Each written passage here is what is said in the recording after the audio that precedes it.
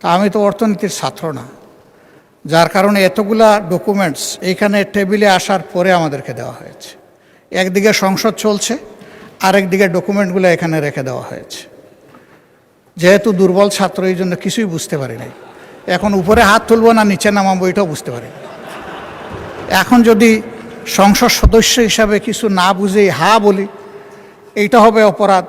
যদি না বুঝে নাও বলি, এইটাও হবে অপরাধ। এই জন্য আমরা চুপ থেকেছি মাননীয় স্পিকার। আমাদের অবস্থান এখন তাই। আমি জানি না এখানে বিজ্ঞ সরকারি দলের সম্মানিত সদস্যবৃন্দ যারা আছেন, তারা হয়তো সবাই অর্থনীতির ছাত্র এবং খুবই স্মার্ট, খুবই ট্যালেন্টেড স্টুডেন্ট ছিলেন, যার কারণে কাগজ দেখা মাত্র ভিতরে কী আছে তারা হয়তো এটা বুঝে ফেলেছেন। আমরা বুঝতে পারি নাই মাননীয় স্পিকার, এটা আমাদের অক্ষমতা। এখন আমরা কি করব, আমাদেরকে একটু পরামর্শ দেন। মাননীয় স্বরাষ্ট্রমন্ত্রী বলুন। মাননীয় স্পিকার, সংসদের কার্য উপদেষ্টা কমিটি এই সমস্ত কর্ম নির্ধারণ করেছে। বিশেষ কমিটি যেটা আপনি করে দিয়েছেন এই আইনগুলো পর্যালোচনা করার জন্য, সংসদে বিশেষ এই কমিটিতে আমাদের মাননীয় সদস্য জয়নাল আবেদিন সাহেব সভাপতি ছিলেন। বিরোধী দলের পক্ষ থেকে বেশ কয়েকজন সদস্য ছিলেন, আইনমন্ত্রী সহ সবাই এটা আলোচনা পর্যালোচনা করে যে সকল অধ্যাদেশগুলো সর্বসম্মতিক্রমে অ্যাজ ইট ইজ পাশ করার জন্য ডিসাইডেড হয়েছে, তার মধ্যে এই বিলটাও ছিল, অর্থ বিল সহ অন্যান্য বিল। তো আর কিছু বিল নোট অফ ডিসেন্ট ছিল, আলোচনার দাবি রেখেছিলেন বিরোধী দলীয় সদস্যগণ। সেটি ইতিমধ্যে আপনি 2 মিনিটের জায়গায় 10 মিনিট 15 মিনিট যেভাবে আপনি উপযুক্ত মনে করেছেন আলোচনার জন্য দিয়েছেন। তা এখন যদি এই পর্যায়ে বিল পাশ হয়ে যাওয়ার পরে যদি বলে আমি কিছু বুঝিলাম না, এটা মানে স্পিকার দুঃখ হল। যদি আপত্তি দিতেই হতো উত্থাপনের পর, তারপরে সেকেন্ড রিডিংয়ে বিবেচনার সময়। তো সেই জন্য আমি ধন্যবাদ জানাই মাননীয় বিরোধী দলীয় নেতাকে, মাননীয় সকল বিরোধী দলীয় সংসদ সদস্যদের, যে আপনারা যথেষ্ট সহযোগিতা করেছেন। হাও বুঝে দিয়েছেন, নাও বুঝে দিয়েছেন। এই অপরিসীম সহযোগিতার জন্য সরকারি দলের পক্ষ থেকে আপনাদেরকে ধন্যবাদ জানাচ্ছি।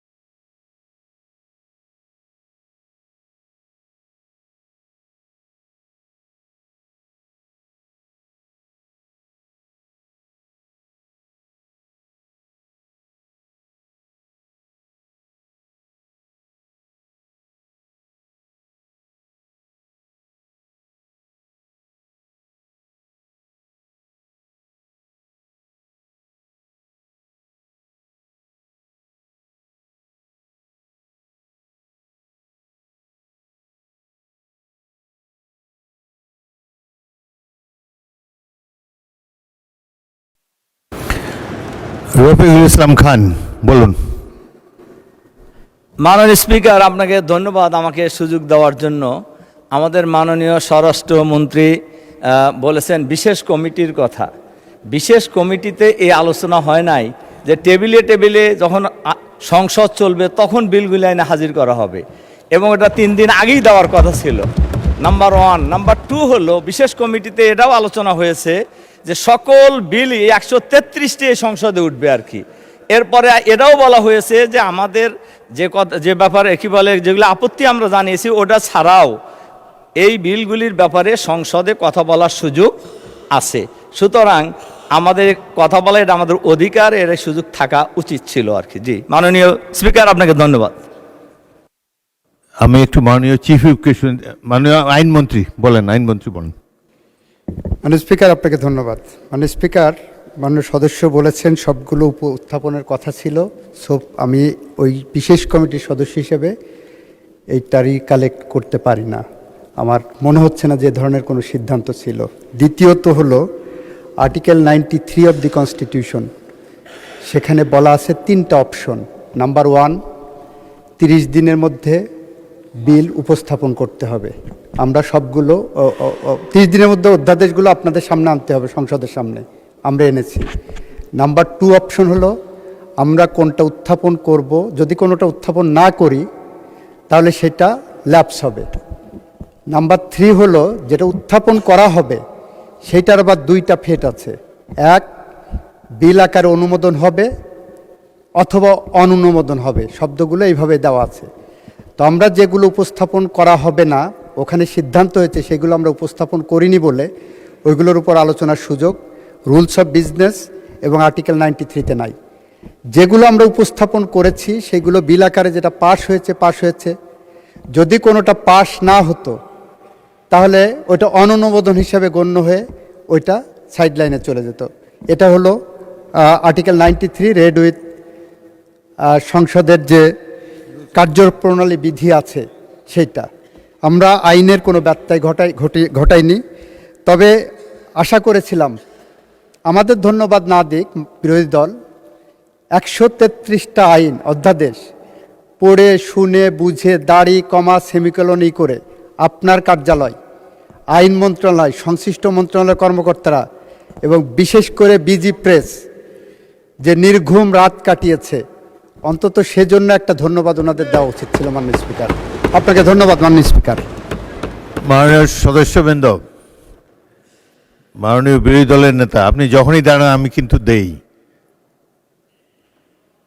জি, আপনি বলেন এই ব্যাপারে, এরপরে জি, আমি জি, আমার জি। বক্তব্য রাখবো। আমি তো বিশেষ কমিটিতে ছিলাম না, ওইটা আমি বলতে পারবো না, যারা ছিলেন তারা এটা এক্সপ্লেন করবেন। কিন্তু আপনার সভাপতিত্বে আমরা যখন কার্য উপদেষ্টা কমিটির মিটিং করি তখন এই বিষয়ে অনেক আলোচনা হয়েছে। অনেক আলোচনার পরে 2টা জিনিস একেবারেই স্পষ্ট হয়েছে, আমি যেটা বলেছি। একটা হলো সবগুলা বিল আসবে, 2 নম্বর হলো যে মিনিমাম 1 দিন আগে আমাদেরকে ডকুমেন্টগুলো দেওয়া হবে। এই 2টার বাইরে আপনি কোনো রুলিং দেননি। 2 নম্বর হচ্ছে, আমি একান্ত শ্রদ্ধা রেখে বলবো, যারা বিশেষ কমিটির সদস্য ছিলেন তারা খুবই বিজ্ঞ, তারা সরকারি দল থেকেও ছিলেন, বিরোধী দল থেকেও ছিলেন। তো তাদের রায় যদি চূড়ান্ত হয় তাহলে তো আর এখানে কাগজপত্রেরও দরকার নেই। তাতে আমাদের যে অধিকার, শুধু অধিকার না, দায়িত্বের যে বিষয়টা আছে সেইটা পালন হবে কিভাবে? মাননীয় স্পিকার, আপনাকে ধন্যবাদ। মাননীয় বিরোধী দলের নেতা সালাউদ্দিন সাহেব, স্বরাষ্ট্রমন্ত্রী, বলবেন। মাননীয় স্পিকার, প্রত্যেকটা বিলের উত্থাপনের পরে এই কথাগুলো মাননীয় বিরোধী দলীয় নেতা বলতে পারতেন। এখন সমস্ত বিলগুলো শেষ হয়ে যাওয়ার পরে সেটা আবার প্রথম থেকে উল্টানোর মতো কথা। এই কথাগুলো আপনি কগনিজেন্সে নিতে পারতেন যদি প্রত্যেকটা বিল উত্থাপনের আগে বলতেন যে আমি বিলের কপি পাইনি। আপনি তো সেরকম করেছেন, সময় দিয়েছেন যে 3 ঘন্টা আগে পাইনি। তা আপনার কন্ডোন করার যে ক্ষমতা, স্পিকার হিসাবে আপনার টাইম কন্ডোন করার ক্ষমতা আপনার আছে। আপনি যখন উত্থাপনের অনুমতি দিচ্ছেন তখন মানে you have already condoned the time. এটাই হচ্ছে মাননীয় speaker rules of procedure. Thank you মাননীয় স্পিকার। মাননীয় সদস্যবৃন্দ, মাননীয় বিরোধী দলের নেতা যে কথাগুলো বলেছেন আমিও তার সাথে একমত। অ্যাকচুয়ালি বিল এত শেষ মুহূর্তে পেলে এটার উপরে আলোচনা করা ডিফিকাল্ট, কিন্তু এই যে সিচুয়েশনটা হলো, এটার প্রধান কারণ হলো যে আজকের মধ্যে আমাদেরকে বিলগুলো ফাইনালাইজ করতে হবে, পাস করতে হবে, টাইম লিমিটের কারণে, 30 দিনের কারণে। না হলে তো আমরা আরও 15 দিন, 1 মাস সময় নিতে পারতাম। এই টাইম কনস্ট্যান্টের কারণেই আমাদেরকে দ্রুত বিলগুলো পাস করতে হয়েছে, এবং আমরা বিশেষ কমিটিতে যা সব সিদ্ধান্ত হয়েছে সেগুলো সবই পালন করা হয়েছে। কেবলমাত্র টাইমটা আমি স্পিকার হিসাবে কন্ডন করেছি, কিন্তু ভবিষ্যতের জন্য আমরা লক্ষ্য রাখব যাতে বিল যথাসময়ে বা অন্তত 2-3 দিন, অন্তত 1 দিন আগে যাতে সদস্যরা পায়, এ ব্যাপারে আমরা যত্নবান থাকব। এখন আমরা পরবর্তী কার্যক্রমের জন্য এগিয়ে যাচ্ছি। মাননীয় সদস্যবৃন্দ, আমি এখন মাননীয় সংস্কৃতি বিষয়ক মন্ত্রী নিতাই রায়চৌধুরীকে জুলাই গণ অভ্যুত্থান স্মৃতি জাদুঘর বিল 2026 উত্থাপনের অনুমতি প্রার্থনার জন্য আহ্বান জানাচ্ছি। মাননীয় স্পিকার, আপনাকে ধন্যবাদ। মাননীয় স্পিকার, আমি নিতাই রায়চৌধুরী, সংস্কৃতি বিষয়ক মন্ত্রী, 2024 সালের জুলাই আগস্ট মাসের গণ অভ্যুত্থান ও স্বৈরাচার বিরোধী আন্দোলনের ইতিহাস, নিদর্শন ও দালিলিক সংরক্ষণ, গবেষণা ও প্রদর্শনের জন্য জুলাই গণ অভ্যুত্থান স্মৃতি জাদুঘর প্রতিষ্ঠা ও পরিচালনার উদ্দেশ্যে আনিত একটি বিল, জুলাই গণ অভ্যুত্থান স্মৃতি জাদুঘর বিল 2026 উত্থাপনের জন্য অনুমতি প্রার্থনা করছি। মাননীয় মন্ত্রী, আপনি বিলটি উত্থাপন করুন। মাননীয় স্পিকার, আমি নিতাই রায়চৌধুরী, সংস্কৃতি বিষয়ক মন্ত্রী, 2024 সালের জুলাই আগস্ট মাসের গণ অভ্যুত্থান ও স্বৈরাচার বিরোধী আন্দোলনের ইতিহাস, নিদর্শন ও দলিলাদি সংরক্ষণ, গবেষণা ও প্রদর্শনের জন্য জুলাই গণ অভ্যুত্থান স্মৃতি জাদুঘর প্রতিষ্ঠা ও পরিচালনার উদ্দেশ্যে আনিত একটি বিল, জুলাই গণ অভ্যুত্থান স্মৃতি জাদুঘর বিল 2026 উত্থাপন করছি। কি আপনার আপত্তি আছে নাকি? সরকারি দলের আপত্তি আছে নাকি?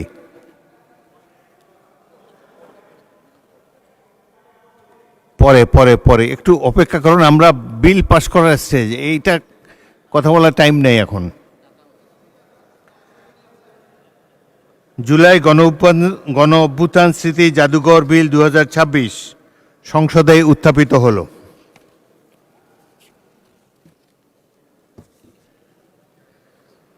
আমি এখন মাননীয় সংস্কৃতি বিষয়ক মন্ত্রী নিতাই রায়চৌধুরীকে সংসদে উত্থাপিত আকারে জুলাই গণ অভ্যুত্থান স্মৃতি জাদুঘর বিল 2026 অবিলম্বে বিবেচনার প্রস্তাব উত্থাপনের জন্য আহ্বান জানাচ্ছি। মাননীয় স্পিকার, আমি নিতাই রায়চৌধুরী, সংস্কৃতি বিষয়ক মন্ত্রী, প্রস্তাব করছি যে 2024 সালের জুলাই আগস্ট মাসের গণ অভ্যুত্থান ও স্বৈরাচার বিরোধী আন্দোলনের ইতিহাস, নিদর্শন ও দলিলাদি সংরক্ষণ, গবেষণা ও প্রদর্শনের জন্য জুলাই গণ অভ্যুত্থান স্মৃতি জাদুঘর প্রতিষ্ঠা ও পরিচালনার উদ্দেশ্যে আনিত বিলটি, জুলাই গণ অভ্যুত্থান স্মৃতি জাদুঘর বিল 2026 অবিলম্বে বিবেচনার জন্য গ্রহণ করা হোক। সংসদের সামনে প্রশ্ন হচ্ছে, সংসদে উত্থাপিত আকারে জুলাই গণ অভ্যুত্থান স্মৃতি জাদুঘর বিল 2026 অবিলম্বে বিবেচনার জন্য গ্রহণ করা হোক। যারা এই প্রস্তাবের পক্ষে আছেন তারা হাঁ বলুন, যারা এই প্রস্তাবের বিপক্ষে আছেন তারা না বলুন। আমার মনে হয় হাঁ জয়যুক্ত হয়েছে, হাঁ জয়যুক্ত হয়েছে, হাঁ জয়যুক্ত হয়েছে। অতএব সংসদে উত্থাপিত আকারে জুলাই গণ অভ্যুত্থান স্মৃতি জাদুঘর বিল 2026 অবিলম্বে বিবেচনার জন্য গৃহীত হলো।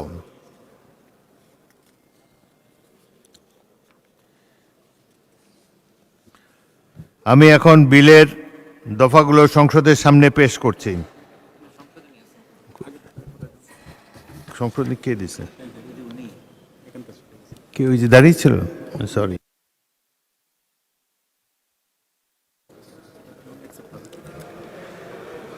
মাননীয় সদস্যবৃন্দ, বিলের দফা সংসদে নিয়ে আনা হয়েছে। বিলের দফা 8-এর উপর সংসদে এনেছেন মাননীয় সংসদ সদস্য আনিসুর রহমান, মাদারীপুর 3। আপনি এখন আপনার সংশোধনীটা উত্থাপন করতে পারেন। আপনার সময় 4 মিনিট। মাননীয় স্পিকার, আপনাকে ধন্যবাদ। জুলাই গণঅভ্যুত্থান স্মৃতি জাদুঘর বিল 2026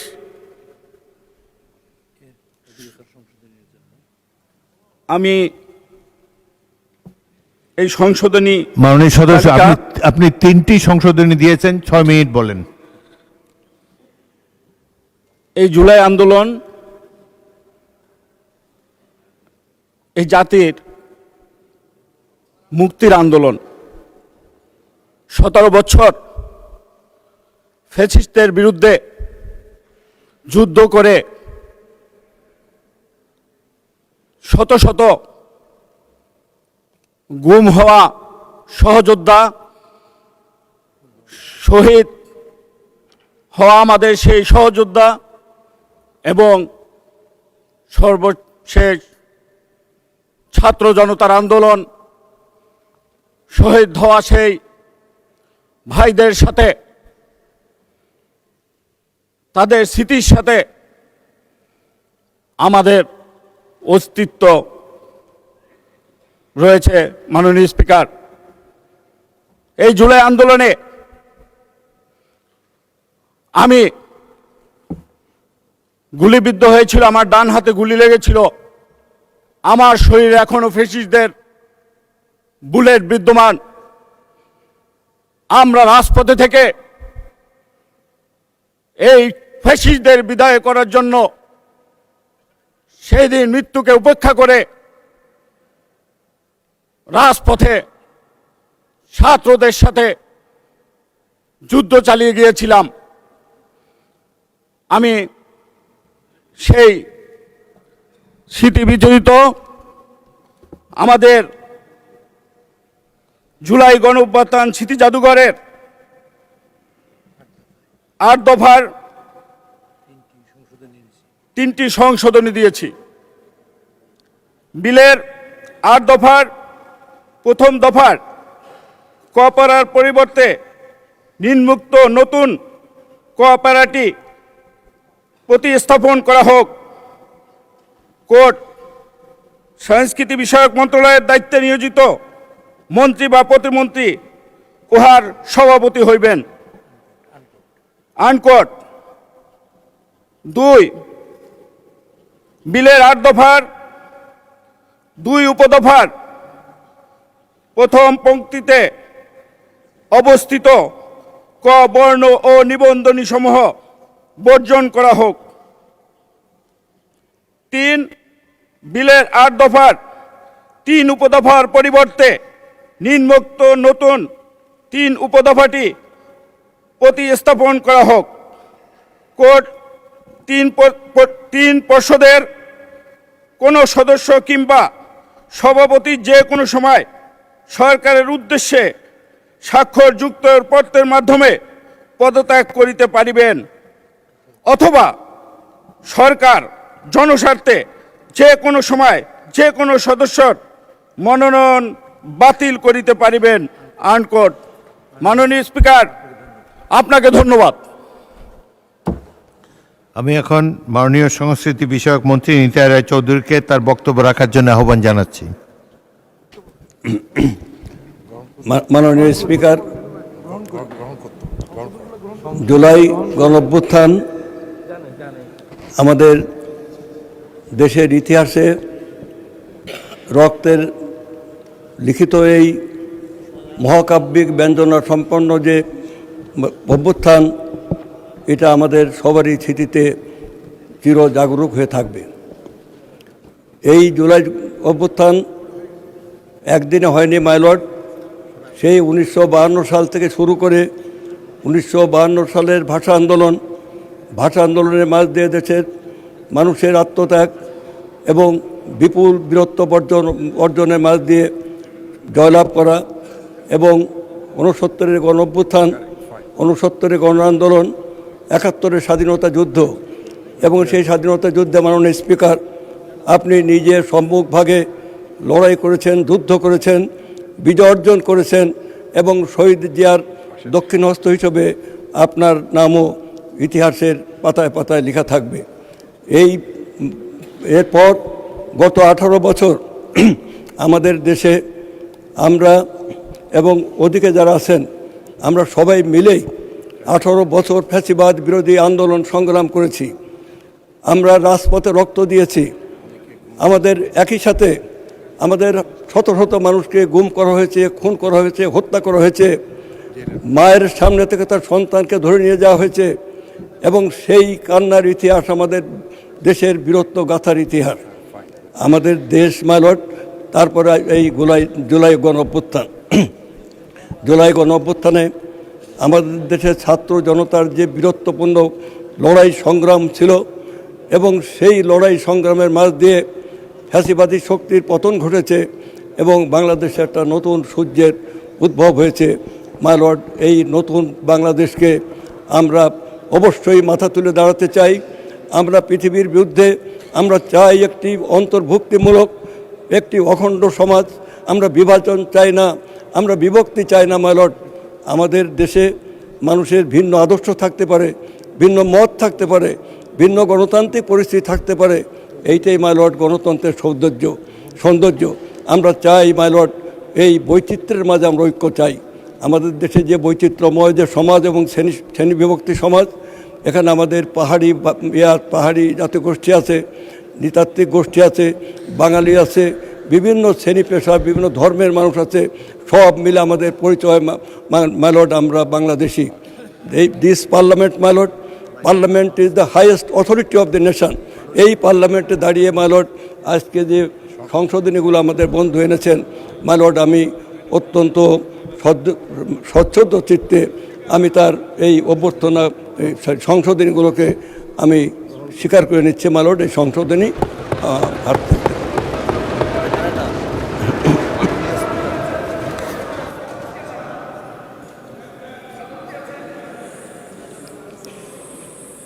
এই পর্যায়ে তো আপনার লিখিত কোনো আপত্তি দেন নাই, তো এখন মৌখিক আপত্তি দেওয়া যাবে না।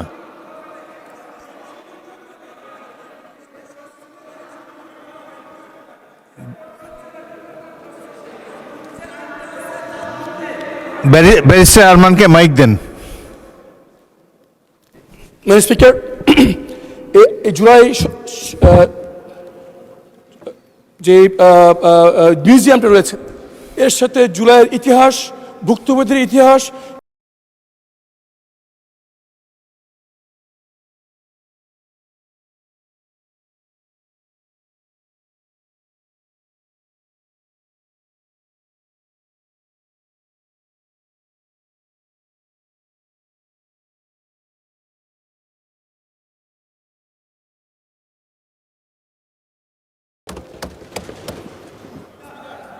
মাননীয় সদস্যবৃন্দ, আমি এখন বিলের সংশোধনীগুলো ভোটে দিচ্ছি। সংসদের সামনে প্রশ্ন হচ্ছে, মাননীয় সদস্য জনাব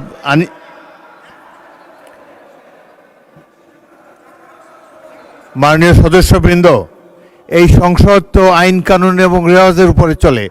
আপনাদের সংশোধনী দেওয়া উচিত ছিল। জনাব আনিসুর রহমান মাননীয় সদস্য সংশোধনী দিয়েছেন, আপনারাও ইচ্ছা করলে সংশোধনী দিতে পারতেন। এখন আইন প্রণয়ন স্টেজে থার্ড রিডিংয়ের সময় এই সময়ে সংশোধনী ছাড়া, লিখিত সংশোধনী ছাড়া, উত্থাপন করা ছাড়া এখন এগুলো বিবেচনা করতে পারছি না বলে আমি দুঃখিত। আমাকে এখন মাননীয় চিফ বলুন। মাননীয় স্পিকার, মাননীয় বিরোধী দলের বন্ধুদের বলবো, 3টা সংশোধনী এসছে।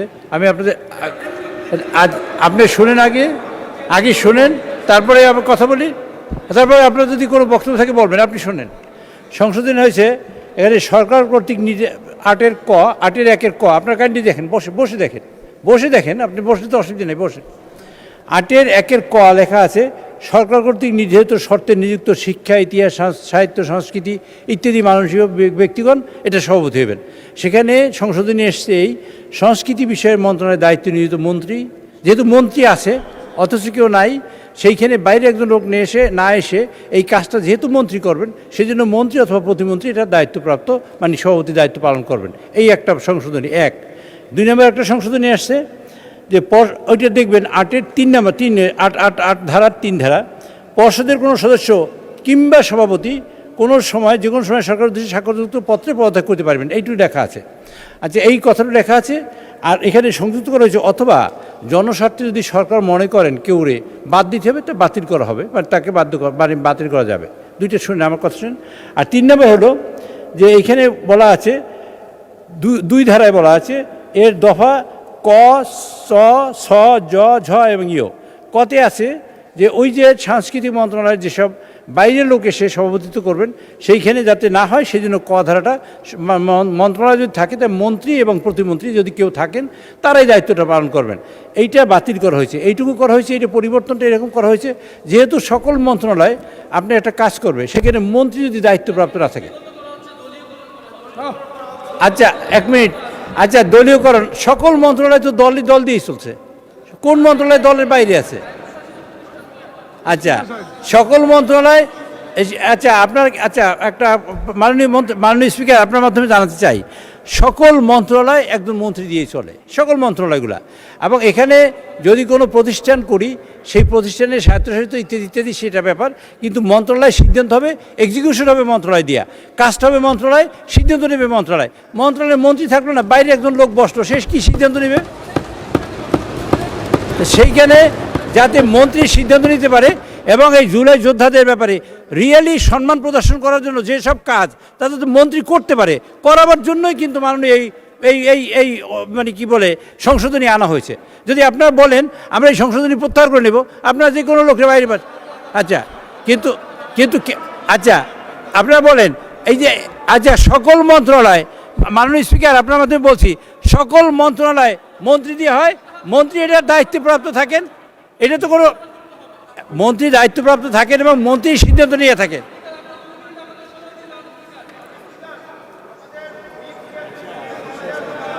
যে মাননীয় চিফ হুইপ, মাননীয় স্পিকার এই পর্যায়ে আপনি, মাননীয় স্পিকার এই পর্যায়ে বিলের এই রিডিং পর্যায়ে যা হয়েছে, যেভাবে হয়েছে, আপনি মাননীয় স্পিকার বিলটি পাশ করার জন্য আপনার অনুমতি প্রার্থনা করছি।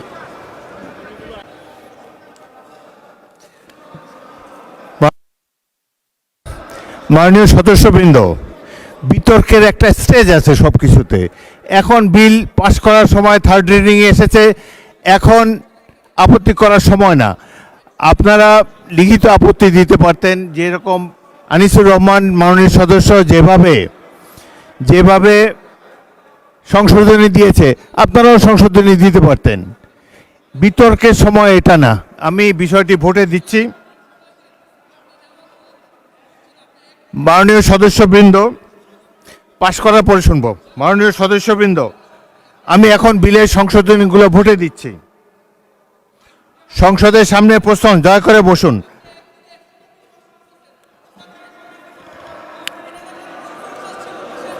এটার একটা ন্যাচারাল ফিনিশ আমরা করি, তারপরে বলেন। আমি এখন বিলের সংশোধনীগুলো ভোটে দিচ্ছি। সংসদের সামনে প্রশ্ন হচ্ছে, মাননীয় সদস্য জনাব আনিসুর রহমান বিলের সংশোধনী তালিকায় 1 এবং 8 দফায় যে সংশোধনী এনেছেন তা গ্রহণ করা হোক। যারা এই প্রস্তাবের পক্ষে আছেন তারা হ্যাঁ বলুন, যারা এই প্রস্তাবের বিপক্ষে আছেন তারা না বলুন। আমার মনে হয় হ্যাঁ জয়যুক্ত হয়েছে, হ্যাঁ জয়যুক্ত হয়েছে, হ্যাঁ জয়যুক্ত হয়েছে। অতএব সংশোধনীগুলো গৃহীত হলো। আমি এখন বিলের দফাগুলো সংসদের সামনে পেশ করছি। আপনাদের কথা পরে শুনবো, এটা বিলটা পাশে। আপনার সংসদের সামনে প্রশ্ন হচ্ছে, বিলের দফা 2, 3, 4, 5, 6, 7 সংসদীয় আকারে দফা 8, দফা 9, 10, 11, 12, 13, 14, 15, 16, 17, 18, 19, 20, 21, 22, 23, 24, 25, 26, 27, 28, 29, 30, 31, 32 এই বিলের অংশ হিসাবে গ্রহণ করা হোক।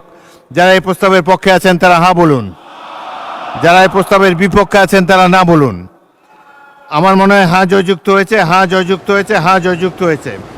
অতএব বিলের দফা 2, 3, 4, 5, 6, 7 সংসদীয় আকারে দফা 8, দফা 9, 10, 11, 12, 13, 14, 15, 16, 17, 18, 19, 20, 21, 22, 23, 24, 25, 26, 27, 28, 29, 30, 31, 32 এই বিলের অংশ হিসাবে গৃহীত হলো। সংসদের সামনে প্রশ্ন হচ্ছে, বিলের 1 দফা বলবৎকরণ দফা, প্রস্তাবনা, প্রবর্তন এবং শিরোনাম এই বিলের অংশ হিসাবে গ্রহণ করা হোক? যারা এই প্রস্তাবের পক্ষে আছেন তারা হ্যাঁ বলুন, যারা এই প্রস্তাবের বিপক্ষে আছেন তারা না বলুন। আমার মনে হয় হ্যাঁ জয়যুক্ত হয়েছে, হ্যাঁ জয়যুক্ত হয়েছে, হ্যাঁ জয়যুক্ত হয়েছে। অতএব বিলের 1 দফা, বলবৎকরণ দফা, প্রস্তাবনা, প্রবর্তন এবং শিরোনামা এই বিলের অংশ হিসাবে গৃহীত হলো। মাননীয় সংস্কৃতি বিষয়ক মন্ত্রী জনাব নিতাই রায়চৌধুরী, আপনি বিলটি পাশ করার প্রস্তাব উত্থাপন করতে পারেন। মাননীয় স্পিকার, আমি নিতাই রায়চৌধুরী, সংস্কৃতি বিষয়ক মন্ত্রী, প্রস্তাব করছি যে 2024 সালে জুলাই আগস্ট মাসের গণঅভ্যুত্থান ও স্বৈরাচার বিরোধী আন্দোলনের ইতিহাস, নিদর্শন ও দলিলাদি সংরক্ষণ, গবেষণা ও প্রদর্শনের জন্য জুলাই গণঅভ্যুত্থান স্মৃতি জাদুঘর প্রতিষ্ঠা ও পরিচালনার উদ্দেশ্যে আনিত বিলটি জুলাই গণঅভ্যুত্থান স্মৃতি জাদুঘর বিল 2026 পাশ করা হোক। সংসদের সামনে প্রশ্ন হচ্ছে, সংসদে স্থিরীকৃত আকারে জুলাই গণঅভ্যুত্থান স্মৃতি জাদুঘর বিল 2026 পাশ করা হোক। যারা এই প্রস্তাবের পক্ষে আছেন তারা হ্যাঁ বলুন, যারা এই প্রস্তাবের বিপক্ষে আছেন তারা না বলুন। আমার মনে হয় হ্যাঁ জয়যুক্ত হয়েছে, হ্যাঁ জয়যুক্ত হয়েছে, হ্যাঁ জয়যুক্ত হয়েছে।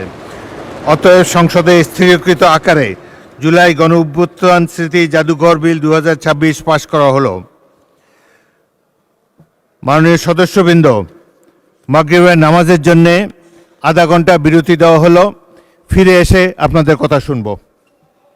নামাজটা আগে পড়ে নেন, তারপর শুনবো আপনাদের কথা।